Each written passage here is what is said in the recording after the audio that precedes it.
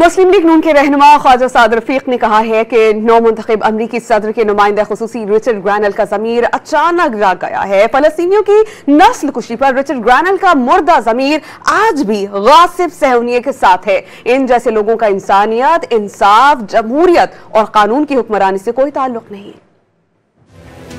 مسلم league نون کے رہنما خواجہ سعد رفیق نے رچرڈ گرنیل کے بیان پر رد عمل دیتے ہوئے کہا کہ رچرڈ گرنیل کا ضمیر 2018 کے الیکشن چوری سے سیاسی انتقام کے سیاہ دور تک سو رہا تھا۔ ان کا ضمیر اپوزیشن لیڈروں کی طویل قید پر بھی سو رہا تھا۔ سعد رفیق کا کہنا تھا کہ فلسطینیوں کی نسل کشی پر رچرڈ گرنیل کا مردہ ضمیر آج بھی غاصب صہیونیوں کے ساتھ ہے۔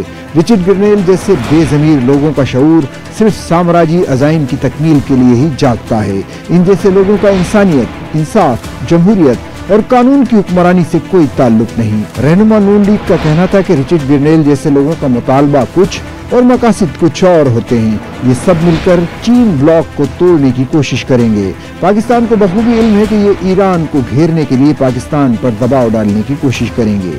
ان کا مزید کہنا تھا کہ رچرڈ گرنیل جیسے لوگوں نے پہلے بھی ایسا کیا، لیکن رب کائنات نے پاکستان کو محفوظ اور مضبوط رکھا۔ اس سے پہلے وزیر دفاع خواجہ آصف نے بھی رچرڈ گرنیل کے بیان پر رد عمل دیتے ہوئے دو ٹوک الفاظ میں واضح کیا تھا کہ پاکستانی قوم اپنے مفادات کا تحفظ کرنا جانتی ہے۔ اول و آخر ترجیح صرف اور صرف پاکستان ہے۔